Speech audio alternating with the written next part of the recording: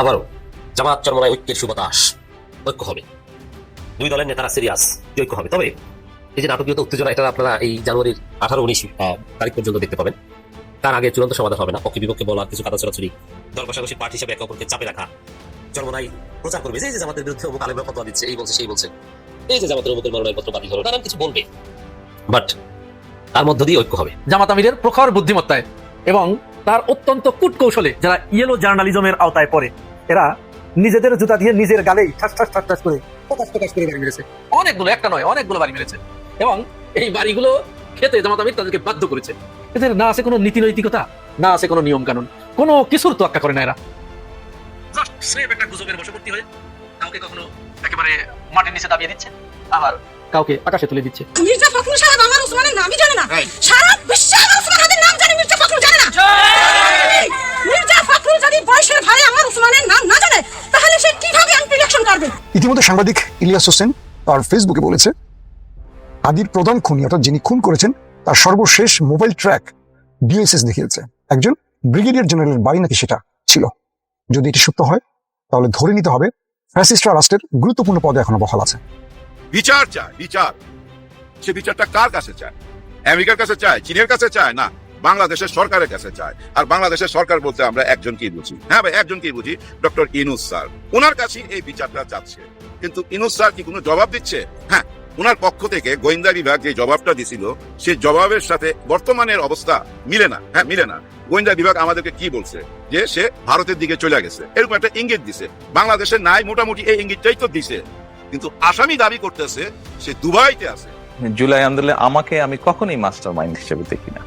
প্রিয় দেশের স্বার্থে অতীতে আমরা একসাথে কাজ করেছি, আগামীতেও দেশের স্বার্থে ইনশাল্লাহ আমরা একসাথে কাজ করব। তারেক রহমান সাহেব সহ বিএনপির নেতৃবৃন্দ একই আকাঙ্ক্ষা ব্যক্ত করেছে, আমরাও একই আকাঙ্ক্ষা ব্যক্ত করেছি।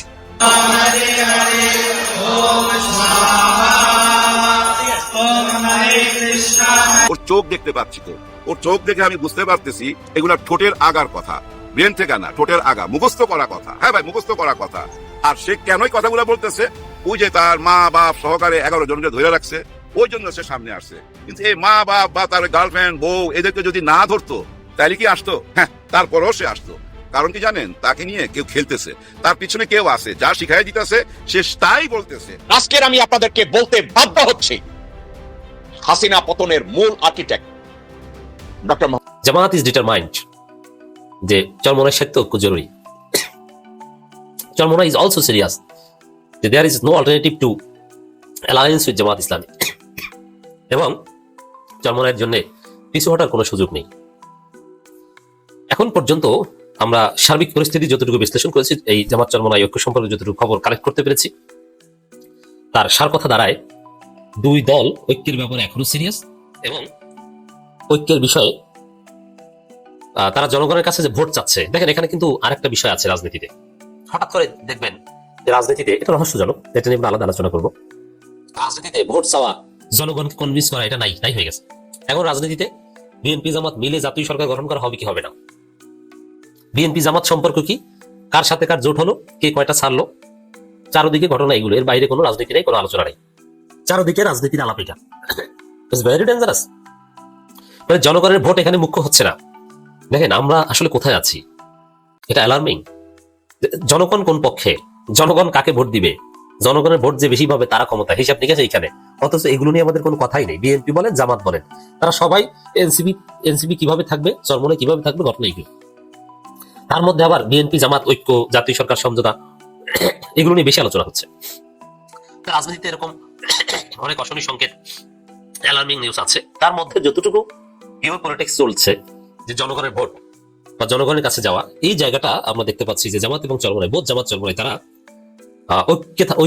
ঐক্যবদ্ধ হয়ে থাকারই বার্তা দিচ্ছে। আমি আসছি সেদিকে। এক কথায় যদি বলি যে সমস্ত ষড়যন্ত্র, পারস্পরিক কিছু কাদা ছড়াছড়ি, এগুলো উপেক্ষা করে বৃহত্তর স্বার্থে জামাত চরমনাই ঐক্যবদ্ধ হতে বাধ্য। পিছু হাঁটার কোনো সুযোগ নেই। জামাত বিষয়টা এইভাবে ডিল করার চেষ্টা করছে। সাপোজ চরমনাই অযৌক্তিকভাবে জামাতের কাছে অনেক আসন চাইছে, যেটা একদম ইরেশনাল। পলিটিশিয়ান হিসেবে এটা মানা যায় না। জামাত ক্ষমতা প্রত্যাশী একটা রাজনৈতিক দল হিসেবে চরমনাই যেভাবে জামাতের কাছে সিট চাচ্ছে, এটা জামাত মানতে পারে না। এটা মাথা খারাপ হয়ে যাওয়ার কথা। ফাজলামি শুরু করেছে নাকি, শায়েখে চরমনাই ভাষাটা ফিরিয়ে দিলাম, যে জোটের নামে ফাজলামি শুরু করেছে চরমনাই। এতগুলো আসন চাই কিভাবে? কিন্তু জামাত এটা ডিল করছে ইতিহাসের সর্বশ্রেষ্ঠ উদারতা দিয়ে। জামাত এটা ডিল করছে সুপার স্মার্টলি। কিভাবে? জামাত বলছে চরমনাই আমাদের ভাই, আমরা ভাই ভাই। এখন এক পরিবারে বিভিন্ন চিন্তা দর্শনের ভাই থাকে, সবার মেজাজ মন মানসিকতা একরকমের থাকে না। জামাত মনে করছে যে এক ভাই মাছের কল্লা বড়টা না হলে খাবে না, যে বড়টা আমার লাগবে, নইলে আমি খাবো না, স্যাপ করে উঠে যায়। তারপরে মা বাবা কেউ বলে যারে যাস না, তোর কি লাগবে বল, ডিম ভেজে দিই, বা ঠিক আছে তোরে বড়টা এনে দেই। আর এক ভাই বলে থাক বড়টা তুই খা, কিন্তু ভাই তো এর এই না যে ভাইয়ের কথা দেখে নাম বাদ। বিষয়টা কিন্তু এরকম না। আবার আরেক ভাই রাগ হয়ে ঠিকই চলে যায়, সারাদিন আসে না, সন্ধ্যার পরে আসে, কিন্তু ভাই তো আসে। তো এমন না যে সম্পর্কের খাতা বাদ, বাবার পরিচয়ে তারা ইউনাইটেড। এবং সম্পত্তি বন্টনের সময় ঠিকই সবাই মিরাজ নেয়, খাবে না, উঠে যায়, বড় কল্লা লাগবে, আমাকে আগে দিলি কেন, ওরে আগে দিলি কেন, ওর শ্বশুর বাড়ির আগে দাওয়াত বললি কেন, তেমন কিছু আছে। 4-5 ভাইয়ের মধ্যে এরকম হয়, কিন্তু দিন শেষে দে আর ইউনাইটেড। জামাত মনে করছে এটা যে ভাই ভাই এখন, যে কোনো এক ভাই একটু বলছে যে আমার বড় কল্লাটা দিলি না কেন, কিন্তু আরেক ভাই বড় ভাই সে ঠান্ডা মাথায় পরিস্থিতি ডিল করছে, ঠিক আছে বড় কল্যাণ মধ্যে তেমন কোনো কল্যাণ নাই, তুই খা, তুই এখন পাবি না পরে পাবি। তা জামাত এইভাবে অভিভাবক সুলভ আচরণ করে পরিস্থিতি শান্ত করার চেষ্টা করছে। চরমনাই যে ইরাশনাল আচরণ করছে, এটা জামাত ইরাশনাল মনে করছে, অযৌক্তিক মনে করছে, বাট জামাত মনে করছে ভাই। আবার ভাই একটু রাগ হচ্ছে, একটু বেশি যাচ্ছে, কিন্তু ভাইয়ের খাতা থেকে নাম বাদ যাবে না, আমরা একসাথেই থাকবো দিন শেষে, কারণ আমাদের মূল পরিচয় ইসলামপন্থী রাজনীতি। এই জায়গাটায় জামাত সিরিয়াস, জামাতের এই দৃষ্টিভঙ্গির কারণে একটু টিকে যাবে বলে আমরা সিরিয়াসলি বিশ্বাস করি। এবং চরমনাই ওইটা, এই যে ছোট ভাইয়ের মতো মাছের কল্লা বড়টা দিলি না কেন, রাগ হয়ে স্যাপ করে উঠে যায় শাইখে চরমনাই, কিন্তু দিন শেষে ঘুরে ফিরে আবার সন্ধ্যার দিকে ঘরে চলে আসে, আবার একসাথে খেতে বসে। জামাত চরমনাই সম্পর্কটা এইভাবে। এখন ঘটনাটা যাবে এইভাবে 18-19 তারিখ পর্যন্ত, এই আমার বড় কল্লা দিলি না কেন, এগুলো নিয়ে উঠা বসার আগ অনেক কিছু দেখবেন। কিন্তু 18-19 তারিখ 20 তারিখের আগে বাবা মারা যাওয়ার পরে মিরাজ যেরকম বন্টন হয় ওইরকম মিরাজ বন্টন হবে, এবং যৌক্তিকভাবে সবাই সবকিছু পেয়ে সব সঠিক জায়গা মতোই হক ফিরে পাবে এবং তার সামনের দিকে এগিয়ে যাবে। এবং তারপরে নিজেদের যোগ্যতারও প্রমাণ দিতে হবে। আপনি সম্পত্তি পেয়েছেন, বাবার উত্তরাধিকারী, এখন এটা আপনি ম্যানেজমেন্ট করে রক্ষা করতে পারছেন কিনা, না আপনার সম্পত্তি অন্য কেউ নিয়ে যাবে, that will be great question. তো দর্শক, জনগণ ইসলামী দলকে ভোট দিতে প্রস্তুত, এটা বলছে জামাত ইসলামীর নায়েব আমির ডাক্তার সৈয়দ আব্দুল্লাহ মোহাম্মদ তাহের। সুন্দর বাংলাদেশ গঠনে জনগণ ইসলামী দলকে ভোট দিতে প্রস্তুত রয়েছে বলে মন্তব্য করেছেন জামাত ইসলামীর কেন্দ্রীয় নায়েব আমির ডাক্তার সৈয়দ আব্দুল্লাহ মোহাম্মদ তাহের।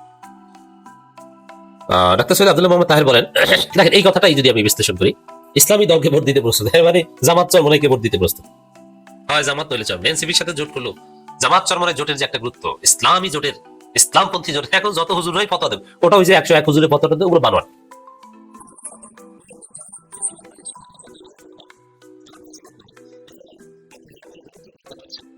এটা হচ্ছে ইম্পর্টেন্ট, এখানে ফতোয়াবাজির কোনো দাম নেই। ডাক্তার সৈয়দ আব্দুল্লাহ মোহাম্মদ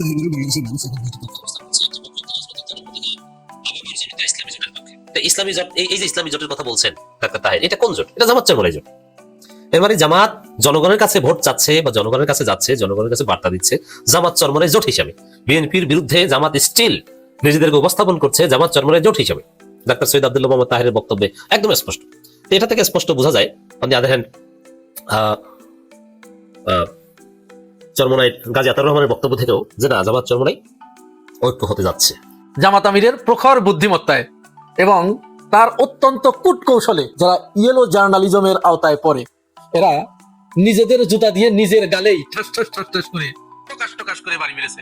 অনেকগুলো, একটা নয়, অনেকগুলো বাড়ি মেরেছে। এবং এই বাড়িগুলো খেতে জামাত আমির তাদেরকে বাধ্য করেছে। এদের না আছে কোনো নীতি নৈতিকতা, না আছে কোনো নিয়ম কানুন, কোনো কিছুর তোয়াক্কা করে না এরা। জাস্ট সেফ একটা গুজবের বশবর্তী হয়ে কাউকে কখনো একেবারে মাটির নিচে দাবিয়ে দিচ্ছে, আবার কাউকে আকাশে তুলে দিচ্ছে। আকাশে তুলে দিচ্ছে কাকে? অধিকাংশ সময় যাকে খুব উচ্চ করে দেখানো হচ্ছে সে আসলে প্রকৃতভাবে সমাজের সবচেয়ে নিকৃষ্ট মানের লোক। তার নাই কোনো চারিত্রিক মাধুর্যতা, সমাজের সবচেয়ে চোর, বাটপার, ইতর, ছেঁচর, গুন্ডা, বদমাইশ, সন্ত্রাসী, এইগুলোকে মানে ভয়ে, এদের থেকে বিপদ আসবে এই ভয়ে এদেরকে ওইভাবে সবসময় উচ্চকিত করে রাখে।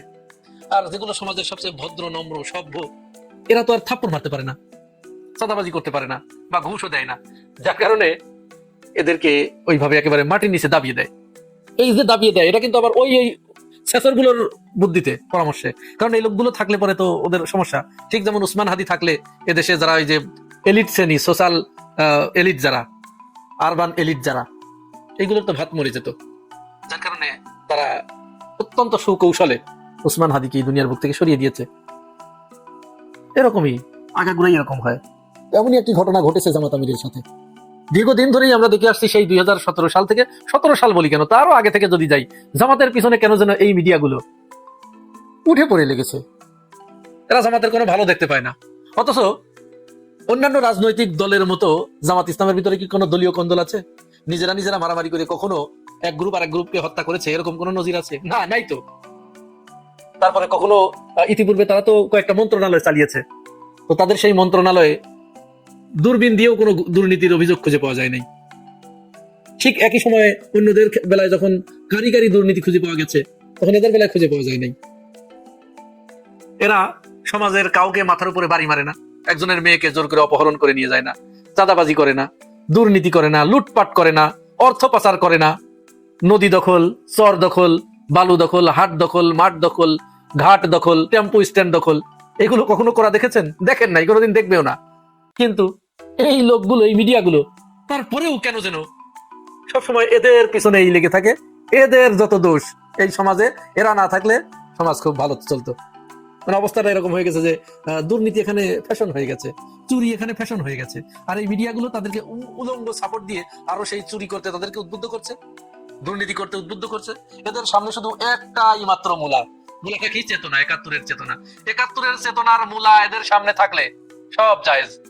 মানে বিষয়টা এরকম যে ওই চেতনাটা খেলেই, 71-এর চেতনা যদি কেউ প্রতিদিন সকালে 25 বার, বিকেলে 25 বার, আর দুপুরে 25 বার, রাত্রে 25 বার, এই প্রতিদিন যদি 100 বার জপ করে এই 71-এর চেতনা, তাহলে তার আর কোনো কিছু লাগে না, কোনো কিছু খাওয়া লাগে না, পেট ভরে যায় তার। অবস্থাটা এরকম। বরং কেউ যদি লুটপাট করার পরে, দুর্নীতি করার পরে, অর্থ পাচার করার পরে, ধর্ষণ করার পরে, খুন করার পরে জাস্ট 33 বার 71, তারপরে 33 বার চেতনা, আর 33 বার শেখ মুজিব, এবং 34 বার মনে করেন যে শেখ হাসিনা, এই জব করলেই সব শেষ, সব একেবারে ওইগুলো ধুয়ে মুছে পুত পবিত্র হয়ে যায়। এরকম অবস্থা। তো তারই ধারাবাহিকতায় আমরা দেখছি যে জামাতের বিরুদ্ধে 5 আগস্টের পরেও তারা এইভাবে উঠে পড়ে লেগেছে। তারা জামাতের যখন কোনো দোষ খুঁজে পায় না, তখন একেবারে সর্বশেষ একটা বিষয় নিয়ে লাগলো যে জামাত আমিরের সাথে ভারতের এক কূটনীতির গোপন বৈঠক। জামাত আমির ডক্টর শফিকুর রহমান, এই বেচারাও মানে কম তেদর না। এও এবার চিন্তা করলো যে ঠিক আছে, তোমরা যেহেতু আমাদের পিছনে এইভাবে লেগেই থাকো, তাহলে তোমাদেরকে এমন একটা কাজ করবো, তখন নিজের জুতা নিজেই পার থেকে খুলে নিজের মুখের উপরে পিটাবা। এখন কিভাবে তিনি এই কাজটি করলেন, কোন বুদ্ধিমত্তায় তিনি এই কাজটি করেছেন, এই হলুদ মিডিয়ার মুখে চুনকালি মেখে দিলেন। তার আগে আসুন আমরা এই ছোট্ট ভিডিও ক্লিপটি দেখি, যেখানে তিনি রয়টার্সের সাথে একটি সাক্ষাৎকার দিচ্ছেন। যদি তিনি ইংরেজিতে বলেছেন, তো পিনাকি দার ওই কথায় যে ইংরেজিতে যেহেতু বলেছেন তখন ঠিকই বলেছেন। আমরা আসলে শুনি একটু। If someone is accused or victim, but India is not doing it, she has already been convicted by a court, you know. So it will be good for India and Bangladesh as well. Say, for example, one diplomat visited me while I was sick after post-operative, Indian diplomat, after my post-operative period here in my house, in this house. But they requested us not to make it public. Why? There are so many diplomats visited me and it was made public. Where is the problem? So we must become open to all and open to each other. তাহলে বিষয়টা কি দাঁড়ালো, যে তাকে যখন অভিযোগ দেওয়া হচ্ছে যে তিনি গোপন বৈঠক করেছেন ভারতীয় কূটনীতিকের সাথে, আর তিনি রয়টার্সের কাছে কি বলছেন, তিনি নিজেই কিন্তু প্রকাশ করেছেন, এবং কথা প্রসঙ্গে তিনি বলছেন যে ফর এক্সাম্পল, অর্থাৎ উদাহরণস্বরূপ, যে ইন্ডিয়া বাংলাদেশের সাথে ভালো সম্পর্ক চায়। এই কথা বলতে গিয়ে তিনি একটা উদাহরণ দিয়েছেন এইভাবে যে ফর এক্সাম্পল, আমি যখন আমার ওপেন হার্ট সার্জারি করা হলো, তখন বিভিন্ন দেশের কূটনীতিকরা আমার সাথে সাক্ষাৎ করতে এসেছেন। তখন ভারতেরও 2জন কূটনীতিক এসেছিল আমার সাথে সাক্ষাৎ করতে, কিন্তু তারা এসে আমাকে রিকোয়েস্ট করলো যে এই বৈঠকের কথা গোপন রাখতে হবে। তো আমি তখন তাদেরকে বলেছি যে কেন গোপন রাখতে হবে, কেন, এটা তো আপনারা শুনলেনই। তো এই সাক্ষাৎকারটা যখন প্রকাশ হলো, এখন যারা ওই যে ভাইরাল করলো এবং ওইটা প্রচার করলো যে জামাত আমিরের সাথে গোপন বৈঠক, বলেন তো মুখ থাকে আর? এটা গ্রামের কোনো সহজ সরল মানুষ হলে নাকে খত দিয়ে আত্মহত্যা করতো, কিন্তু এদের তো আর সেই লজ্জাটুকু নাই। কারণ এই শিক্ষিত মানুষগুলো বা এই জাতীয় লোকগুলো, ইয়েলো জার্নালিজম যারা করে, এরা মুহূর্তের ভিতরে জিহবার উল্টা পেঁচ দিয়ে কোথাটা ঘুরাইয়ে অন্য কিছু বানাতে পারে। শিক্ষিত মানুষ এরকম বেহাইয়াই হয়। আমাদের এই যে ফাহাম আব্দুল সালাম, তিনি বললেন যে জামাতের ভিতরে ক্ষমতায় আসলে মন্ত্রী হবে কে? এই প্রশ্নটাই তো অবান্তর। বরং এই প্রশ্ন না করে যদি প্রশ্ন করতো যে লুটপাটের অর্থনীতি বন্ধ করে কিভাবে ইনসাফের অর্থনীতি কায়েম করা যায়, এই প্রশ্ন করলে না এটা উচিত ছিল। তো এই ইনসাফের অর্থনীতি কায়েম করার মতো জামাতের লোক নেই। জামাতের অসংখ্য ব্যাংক আছে, তারপরে তাদের বিভিন্ন বীমা প্রতিষ্ঠান আছে, কর্পোরেট বিভিন্ন সংস্থা আছে, বিভিন্ন বিশ্ববিদ্যালয়ে অর্থনীতির গবেষক আছে, অর্থনীতির টিচার আছে, ম্যাথমেটিক্স এর টিচার আছে, সায়েন্সের বিজ্ঞানের টিচার আছে, নাই কি? তো যারা অর্থনীতি গবেষণা করছে তারা এগুলো অর্থনীতি চালাতে পারবে না, বরং তারা অর্থনীতির যে লুটপাট আছে, অর্থনীতির যে পাচারতন্ত্র আছে, এগুলো চিরতরে বন্ধ করে বাংলাদেশের দ্রব্যমূল্য নিয়ন্ত্রণের মাধ্যমে মূল্যস্ফীতি এবং মুদ্রাস্ফীতির যথাযথ কারণ অনুসন্ধান করে একটি ইনসাফ ভিত্তিক অর্থনীতি প্রতিষ্ঠা করার মতো হাজার হাজার অর্থনীতি বিশারদ, অর্থ গবেষক জামাতের আছে। এটি ফাহাম আব্দুল সালামের চিন্তার কোনো কারণ নাই যে কোথায় পাবে, বরং তখন আপনারা দেখতে পাবেন এবং শুধু আশ্চর্য হবেন যে কি ব্যাপার, এরকম অর্থনৈতিক বিভিন্ন এজেন্ডা, অর্থনৈতিক এত বড় যুগান্তকারী প্ল্যান কোথা থেকে আসছে, এরা কিভাবে নিচ্ছে এই প্ল্যানগুলো? আর সেই সাথে তো অর্থনৈতিক যে পাচার, এগুলো তখন থাকবে না, তখন শুধু নিজের মাথার চুল নিজেরাই ছিঁড়বেন। আর এইগুলো দেখেই তো, এবং জামাতের যে আধিপত্যবাদ বিরোধী মনোভাব, ভারত জামাতকে চাচ্ছে না, বিএনপিকে প্রকাশ্যে চাচ্ছে, এইগুলো দেখেই তো একে একে দেশের যারা সৎ মুক্তিযোদ্ধা, যারা শেখ হাসিনার মুক্তিযোদ্ধা না, ভুয়া মুক্তিযোদ্ধা না, বাটপার টাউট না যেগুলো, সেইগুলো ছাড়া এখন যে সৎ মুক্তিযোদ্ধা যেগুলো, তারা জামাতে যোগ দিচ্ছে। কয়েকদিন আগে মুক্তিযোদ্ধা মেজর আখতারুজ্জামান যোগ দিয়েছে, আজকে যে দেখুন মুক্তিযোদ্ধা রফিকুল ইসলাম, তিনি আধিপত্যবাদের বিরুদ্ধে লড়াই করার জন্য জামাতে যোগ দিয়েছেন। এরকম আরো অসংখ্য মুক্তিযোদ্ধা আস্তে আস্তে জামাতের কাছে আসবে, আপনারা শুধু দেখতে থাকুন। সে বিচারটা কার কাছে চায়? আমেরিকার কাছে চায়, চীনের কাছে চায়, না বাংলাদেশের সরকারের কাছে চায়। আর বাংলাদেশের সরকার বলতে আমরা একজনকেই বুঝি, হ্যাঁ ভাই একজনকেই বুঝি, ডক্টর ইউনূস স্যার। ওনার কাছে এই বিচারটা চাচ্ছে, কিন্তু ইউনূস স্যার কি কোনো জবাব দিচ্ছে? হ্যাঁ, ওনার পক্ষ থেকে গোয়েন্দা বিভাগ যে জবাবটা দিছিল, সেই জবাবের সাথে বর্তমানের অবস্থা মিলে না। হ্যাঁ, মিলে না। গোয়েন্দা বিভাগ আমাদেরকে কি বলছে, যে সে ভারতের দিকে চলে গেছে, এরকম একটা ইঙ্গিত দিছে। বাংলাদেশে নাই, মোটামুটি এই ইঙ্গিতটাই তো দিছে, কিন্তু আসামি দাবি করতেছে সে দুবাইতে আছে। শুধু দুবাই কোন লোকেশনে, আবার সেটা আবার সারজাতে আছে। এখন আপনারা চিন্তা করেন, আসামি তার পরিচয় দিতেছে, তার ঠিকানা বইলা দিতেছে, সে কোথায় আছে। এটা কি বিশ্বাসযোগ্য? না, বিশ্বাসযোগ্য না। অনেকে মনে করতেছে এটা এআই দিয়ে তৈরি, না এটা এআই দিয়ে তৈরি না। আমি সিনেমার মানুষ ভাই, আমি বুঝতে পারি তার ঠোঁটের নড়াচড়া, কথা কোত্থেকে বাইর হইতেছে। কিছু কথা বাইর হয় ভাই ঠোঁটের আগা থেকে, আর কিছু কথা বাইর হয় পেটের ভিতর থেকে, আর কিছু কথা বাইর হয় ভাই এই মাথা থেকে। ওই চোখ দেখলেই বোঝা যায়। ও তো আর আমার মতো সানগ্লাস পরা না, ওর চোখ দেখতে পাচ্ছি, তো ওর চোখ দেখে আমি বুঝতে পারতেছি এগুলা ঠোঁটের আগার কথা, ব্রেন থেকে না, ঠোঁটের আগা, মুখস্থ করা কথা। হ্যাঁ ভাই, মুখস্থ করা কথা। আর সে কেনই কথাগুলো বলতেছে, ওই যে তার মা বাপ সহকারে 11 জনকে ধরে রাখছে, ওই জন্য সে সামনে আসছে। কিন্তু এই মা বাপ বা তার গার্লফ্রেন্ড, বউ, এদেরকে যদি না ধরতো তাইলে কি আসতো? হ্যাঁ, তারপরও সে আসতো। কারণ কি জানেন, তাকে নিয়ে কেউ খেলতেছে, তার পিছনে কেউ আছে, যা শিখাই দিতেছে সে তাই বলতেছে।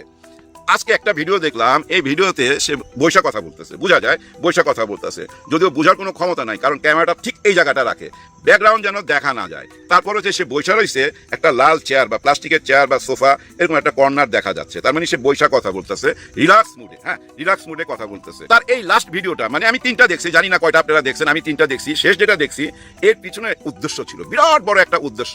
প্রথম উদ্দেশ্য হলো সে শহীদ ওসমান হাদিকে এমন একটা জায়গায় নিয়ে যাচ্ছে ধীরে ধীরে। এর আগেও সে কিছু কথা বলছে যে আমি তাকে 5 লাখ টাকা দিছি একটা কাজ করাইবার জন্য।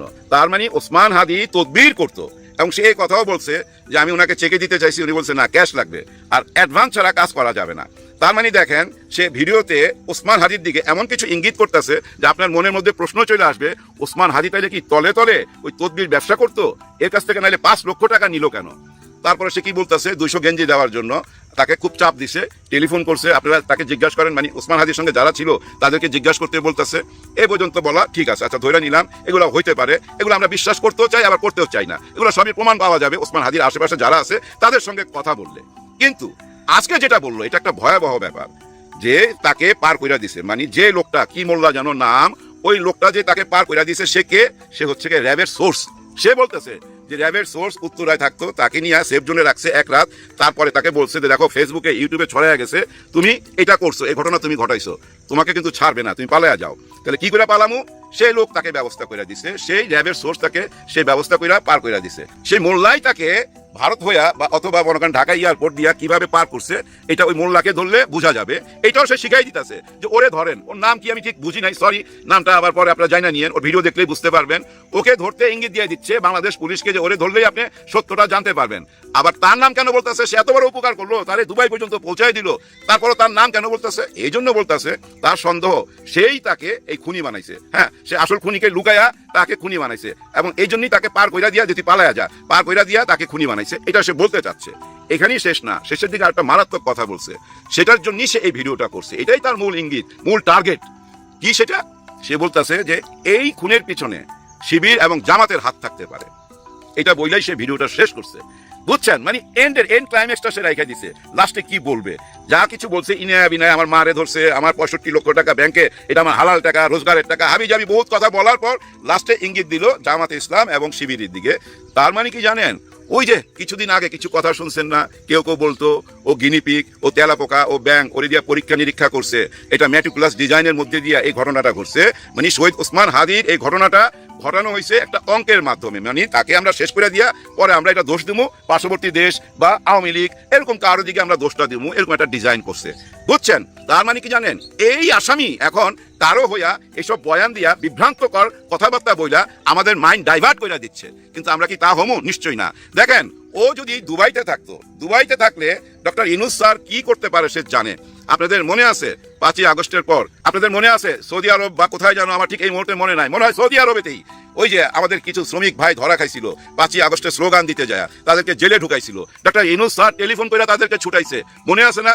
তার মানে কি এই আসামি কি জানে না দুবাই থেকে ধরে আনা খুবই সহজ কিন্তু খুবই কঠিন পার্শ্ববর্তী দেশ থেকে ধরে আনা? হ্যাঁ, পার্শ্ববর্তী দেশ থেকে ধরে আনা খুব কঠিন, দুবাই সার্জা থেকে ধরে আনা কোনো ব্যাপারই না। আর ওইখানে যে বাঙালি ভাইরা আছে, আমাদের প্রবাসী ভাইরা আছে, তারা তাকে ছাড়বে, খুঁজা বাইর করবে না। তার মানে সে পুরা মিথ্যা কথা বলতেছে, আমাদের দৃষ্টি অন্যদিকে নিয়ে যাইতেছে। সে বাংলাদেশেও থাকতে পারে, আবার পার্শ্ববর্তী দেশেও থাকতে পারে। এর মধ্যে তো আপনারা দেখছেন ইলিয়াস হোসেন সাহেব একটা স্ট্যাটাস দিছে যে সাম কোনো ব্রিগেডিয়ারের বাড়িতে বাড়ি ধারাতে সে আছে, এরকম কথা বলছে না? আমি জানি না ওখানে পুলিশ গেছে কিনা, র্যাব গেছে কিনা, আর্মি গেছে কিনা, কোনো ব্যাপার না ভাই। গুলশান থেকে যাইতে না হলো 20 মিনিট লাগবে বাড়ি ধারার ওই লোকেশনে, কেন যায় খোঁজ করতেছে না, কেন চেক করতেছে না? যাই হোক, এই ক্রিমিনাল ভাই জাত ক্রিমিনাল। দেখেন, ও এত টাকা কামায়, কখনো গাড়ি কিনে নাই, ওই বাইক কিনছে, নিজে বলতেছে যে আমি একটা বাইক কিনছি। সবচেয়ে মজা কি জানেন, ও নিজে বাইক চালাইতে পারে না, এই জন্য বাইক চালাবার জন্য আলমগীরকে রাখছে। আর ওই যে র্যাবের যে সোর্স আছে ওইটারে কি বলতেছে, ও আমার ছোট ভাই, ছোট ভাই। তার মানে সে কত বড় ডন, এই অরিজিনাল ক্রিমিনাল। ভাই ব্রাদার, অনেক মানুষের সাথে মিশছি জীবনে, আমি এসব ক্রিমিনালদের সাথে মিশছি, তাদের লাইফস্টাইল দেখছি। এরা ভাই জানেন ধরা পড়লে কি করতে হবে, কারা তাকে বাঁচাইতে পারবে, ওই রাস্তাটা আগে করে। এরা উকিল পালে ভাই, 5-6টা করে উকিল পালে, এবং কোথায় কোথায় হাত রাখলে, কারে কারে টাকা দিয়ে রাখলে আমি এই ক্রাইমটা করতে পারুম, এটা সামলাইতে পারুম, ওই ব্যবস্থাটা আগে কইরা তারপর ওই ক্রাইমটা করে। এগুলো ভাই নিজের কাছে থেকে দেখছি, সামনে থেকে দেখছি। হ্যাঁ ভাই, অনেক মানুষের সাথে চলতে হয়, উঠতে হয়, বসতে হয়, যেহেতু সিনেমার লোক ছিলাম। যাই হোক, সবচেয়ে দুঃখের যে বিষয়টি আজকে আপনাদের সামনে উপস্থাপন করতে চাই, যে দেশের জন্য শরীফ ওসমান হাদি জীবন দিল এবং যে দেশের জন্য লড়াই করে জুলাই বিপ্লব বিজয় পেয়েছি আমরা হাদিদের মাধ্যমে, সে একজন বিপ্লবীর খুনির আজ এতদিন পরও আমরা বিচার পাচ্ছি না। আমাদের রাষ্ট্রের এজেন্সির যারা তাবেদার বা ভারতের সাংবাদিক বিদেশ থেকে প্রচার করছে হাদি দেশ ছেড়ে চলে গেছে। আমাদের আইন শৃঙ্খলা বাহিনী এখনো কোনো সদুত্তর দিতে পারেনি। প্রথম আলোতে যখন হামলা হলো, আমাদের আইন শৃঙ্খলা বাহিনী খুঁজে খুঁজে সবাইকে ধরে জেলে পাঠালো, কিন্তু হাদির হত্যাকারীকে ধরতে পারলো না আমাদের আইন শৃঙ্খলা বাহিনী। এতে করে এখন নানান প্রশ্ন তৈরি হচ্ছে আমাদের সাধারণ মানুষের মনে। আমি যখন বিশ্ববিদ্যালয়ের প্রাঙ্গণে, অর্থাৎ ঢাকা বিশ্ববিদ্যালয়ের যেটা মসজিদ কবি নজরুল ইসলামের কবরের পাশে অবস্থিত, সেখানে নামাজ শেষে অজস্র মানুষ যখন হাদির কবর জিয়ারত করছিল, আমি পাশে নিজেও দাঁড়িয়েছিলাম। আমি আমার কান পেতে মানুষের কান্নার আওয়াজ শুনতে পেয়েছিলাম। নারী, শিশু, যুবক, বিভিন্ন বয়সের, বিভিন্ন পেশার মানুষ দূর দূরান্ত থেকে এসে সেখানে দাঁড়িয়ে কাছে। এই দৃশ্যটা আসলে যারা পাশ থেকে দেখেন তারা কেউ সহ্য করতে পারবেন না। একটা অজানা পাড়াগাঁয়ের খুব বেশি চেনা এরকম নন হাদি, তার জন্য পুরো বাংলাদেশ কাঁদছে। সবার একটা প্রশ্ন, কেন হাদি বিচার পাচ্ছে না, কেন রাষ্ট্র খুনিকে গ্রেফতার করতে পারছে না? রাষ্ট্রের দায়িত্বশীলরা বলছেন হাদি ভারতে পালিয়ে গেছেন, কেউ বলছেন হাদি দেশে আছেন। খুনি আবার ভিডিও বার্তাও দেন হাদির চরিত্র হনন করে। ইতিমধ্যে অনেকের প্রশ্ন এসছে আমাদের রাষ্ট্রীয় কোনো এজেন্সি এই হত্যার সাথে জড়িত কিনা। কয়েকটা প্রশ্ন আমাদের মাঝে আসবে যখন কোনো অপরাধী ধরা না পড়ে। যেমন আমরা হাসিনার 16 বছরে দেখেছি গুম, খুন, ক্রসফায়ারে অধিকাংশ ক্ষেত্রে মামলা নেওয়া হতো না। ভুক্তভোগীর পরিবার যখন মামলা করতে যেত, পুলিশ মামলা নিতে চাইতো না, তখনই আমরা বুঝতাম এটা আমাদের এজেন্সি করেছে, অর্থাৎ হাসিনার রাষ্ট্রীয় বাহিনী করেছে। ঠিক এখন যে বিষয়টি দেখছি যে হাদির প্রধান খুনিকে ধরার ক্ষেত্রে রাষ্ট্র গড়িমসি করছে, অথচ হাদিকে সবচেয়ে বেশি সম্মান দিয়ে সমাহিত করা হয়েছে, কিন্তু হাদির অপরাধীকে ধরার ক্ষেত্রে রাষ্ট্র একদম নীরব। কারণটা কি আসলে? এই কারণটা খুঁজতে গেলে আমাদের সন্দেহের তীর চলে আসে যে রাষ্ট্রের কোনো বাহিনী কি এটার সাথে জড়িত। আমি এই কথাটা এভাবে বলতে চাই না। আমি বিশ্বাস করি হাসিনা রেজিমের পতনের পর রাষ্ট্রের কোনো বাহিনী এমন লজ্জাজনক কাজে নিজেকে জড়িত করবে না। যদি জড়িত হয়ে থাকে তখন কি করণীয় আমাদের? ইতিমধ্যে সাংবাদিক ইলিয়াস হোসেন তার ফেসবুকে বলেছে, হাদির প্রধান খুনি অর্থাৎ যিনি খুন করেছেন তার সর্বশেষ মোবাইল ট্র্যাক ডিএসএস দেখিয়েছে। একজন ব্রিগেডিয়ার জেনারেলের বাড়ি নাকি সেটা ছিল। যদি এটি সত্য হয় তাহলে ধরে নিতে হবে ফ্যাসিস্টরা রাষ্ট্রের গুরুত্বপূর্ণ পদে এখনো বহাল আছে। তাহলে ইউনূস সরকার এই ফ্যাসিজমকে বহাল রেখে কিভাবে নতুন বাংলাদেশ গড়বে, নতুন বন্দোবস্তের বাংলাদেশ গড়বে? ইনকিলাব মঞ্চ দীর্ঘদিন ঠান্ডার মধ্যে, প্রচন্ড হাড় কাঁপানো শীতের মধ্যে শাহবাগ অবরোধ করে আন্দোলন করেছে। সরকার তাদেরকে আশ্বাস দিয়েছে, কিন্তু সরকার তাদের কোনো দাবির প্রতি সামান্য সম্মান প্রদর্শন করেনি। হাদির খুনিরা কি তাহলে ধরা পড়ছে না? হাদির খুনিদের আদৌ বিচার হবে? আমাদের যে খুনির আশপাশে খুনির গার্লফ্রেন্ড, বাবা মা, এটা সেটা অনেক কিছু হচ্ছে, কিন্তু প্রকৃত খুনিকে ধরতে পারছে না রাষ্ট্র। তার মানে আগামী দিনে আরো বড় অঘটনের ইঙ্গিত মিলছে এই রাষ্ট্রে। দর্শক, বাংলাদেশের সবচেয়ে জনপ্রিয় ব্যক্তি কে? এটার আর কোনো জরিপ প্রয়োজন নেই, কারণ শেখ মুজিব থেকে আজ অবধি আমাদের যত লিডার বা নেতা মারা গেছেন, আমরা মোটামুটি জানাজা দিয়ে তাদের একটা আমাদের যে জানাজা নামাজ হয় সেটা দিয়ে আমরা একটা ধারণা করতে পারি আসলে কে কতটুকু জনপ্রিয়। পৃথিবীর ইতিহাসের সকল রেকর্ড ভঙ্গ করেছেন বাংলাদেশে এমন একটি ঘটনা ঘটল বেগম খালেদা জিয়ার মৃত্যুর পর তার জানাজায়। প্রকৃত মানুষ কত লক্ষ হয়েছে এটা নির্ধারণ করার মতো কোনো ক্যামেরা বাংলাদেশে ছিল না। কেউ বলতে পারছে না যে আসলে কত মানুষ সেখানে উপস্থিত হয়েছেন। এক একজনের ধারণা এক এক রকম, কিন্তু এই ধারণাটি বলছে পৃথিবীর ইতিহাসের সকল রেকর্ড ভঙ্গ করেছেন বেগম খালেদা জিয়ার এই জানাজায় মানুষের ঢল। তার মানে দিল্লিতে বসে থাকা দিল্লির দাস এইটুকু বুঝেছেন দীর্ঘ 15 বছরে একজন জনপ্রিয় ব্যক্তিকে ক্ষমতার বাইরে রাখা, মিথ্যা মামলা তাকে সাজা দেয়া, যত কিছু তিনি করেছেন জনগণ তার কোনোটাই গ্রহণ করেনি। শেখ মুজিবের জানাজায় কত মানুষ ছিল, হয়তোবা শেখ হাসিনার মৃত্যুর পরও আমরা এটি পরীক্ষা করতে পারবো যদি তিনি কখনো দেশে আসেন বা তার দেশে দাফন হয়। কিন্তু খালেদা জিয়া যে বিষয়টি প্রমাণ করেছেন সেটি হলো তিনি বাংলাদেশের সর্বস্তরের মানুষের নেত্রী ছিলেন। তিনি বিএনপি নেত্রী ছিলেন না, তিনি বাংলাদেশের প্রতিটি মানুষের, প্রতিটি রাজনৈতিক দল, প্রতিটি পেশার মানুষের অভিভাবক ছিলেন। তিনি বিএনপিকে ছাপিয়ে বিশ্বময় ছড়িয়ে দিয়েছেন তার দ্যুতি। আজ বাংলাদেশ বেগম জিয়াকে নিয়ে গর্বিত। তার এই বিদায়টি অসময়ের বিদায় হিসেবে বাংলাদেশের মানুষ মনে করছে। অধিকাংশ মানুষ মনে করছে যে বেগম জিয়াকে অন্তত আরো একটা মানুষ ক্ষমতায় দেখতে চেয়েছে এই ভঙ্গুর দশা থেকে দেশকে রক্ষায়, কিন্তু আল্লাহর উদ্দেশ্য বা আল্লাহর ইশারা হয়তো ভিন্ন। তার ছেলে তারেক রহমান এখন দেশে আছেন, তিনি নতুন বাংলাদেশের স্বপ্ন দেখছেন। যারা খালেদা জিয়াকে মিথ্যা মামলা দিয়ে অপরাধী সাজিয়ে তার রাজনৈতিক ক্যারিয়ার ধ্বংস করতে চেয়েছেন, ক্ষমতার বাইরে রাখতে চেয়েছেন, তাদের উদ্দেশ্য আসলে কতটুকু সফল হয়েছে আজকে আপনারা নিজেরাই চিন্তা করেন। খালেদা জিয়ার জানাজা প্রমাণ করে এই দেশের মানুষ তাকে বুকে লালন করে, হৃদয়ে লালন করে, শ্রদ্ধায় লালন করে, সম্মানে লালন করে। কোন একজন ফ্যাসিস্ট প্রধানমন্ত্রীর মিথ্যা মামলা এই দেশের মানুষ গ্রহণ করেনি। হাজার কোটি টাকার মিথ্যা প্রোপাগান্ডা, মিডিয়ার গুজব, মিডিয়া খালেদা জিয়া বা তারেক রহমানকে নিয়ে, জিয়া পরিবারকে নিয়ে যত গুজব প্রোপাগান্ডা করেছে এতটুকু কাজে আসেনি। এই দেশের মানুষ মিডিয়াকে বিশ্বাস করে না, এটা প্রমাণ হয়েছে। বেগম জিয়ার বিদায় এবং শরীফ ওসমান হাদির বিদায়, পাশাপাশি তারেক রহমানের আগমন, একই মাসে এই তিনটি ঘটনা পুরো বাংলাদেশকে একটা উত্তপ্ত আগ্নেয়গিরির মধ্যে রেখেছে। আমরা ওসমান হাদির পর বেগম জিয়ার বিদায় দেখলাম পুরো বাংলাদেশ শোকে স্তব্ধ হয়ে গেছে। আমরা বিশ্বাস করি আগামী নির্বাচন বাংলাদেশে সুখের বার্তা বহন করবে। আমরা চাই না রাজনৈতিক হানাহানি। শরীফ ওসমান হাদি কিংবা বেগম খালেদা জিয়া যে বাংলাদেশের স্বপ্ন দেখেছেন, আমরা সেই বাংলাদেশটাকে গড়তে পারবো কিনা আগামী নির্বাচন সেটা প্রমাণ করে। তবে শেষ যে কথাটি নিয়ে বিদায় নেব, যে কথাটি বলে সেটা হলো বেগম জিয়ার যে নতুন বাংলাদেশ বা সোনার বাংলাদেশ গড়ার প্রত্যয়, এটি আমরা বেগম জিয়ার সেই পরিকল্পনা মাফিক করতে চাই। আজকের আমি আপনাদেরকে বলতে বাধ্য হচ্ছি, হাসিনা পতনের মূল আর্কিটেক্ট ডক্টর মোহাম্মদ ইউনূস। মুজিব শেখ যে দায়িত্ব পালন করেছে তার চেয়ে বড় দায়িত্ব ডক্টর মোহাম্মদ ইউনূস পালন করেছে বেগম জিয়ার মৃত্যুর জন্য। সঠিকভাবে দায়ী কুত্তার বাচ্চা বন্ধু রাষ্ট্র ভারত। আপনারা কি মনে হয় আমাদের শ্রদ্ধেয় প্রধান উপদেষ্টা ইউনূস সাহেবকে হাজতে পাঠানোর চেষ্টা শুধু হাসিনা করেছে? এটাও ছিল ভারতের নির্দেশ।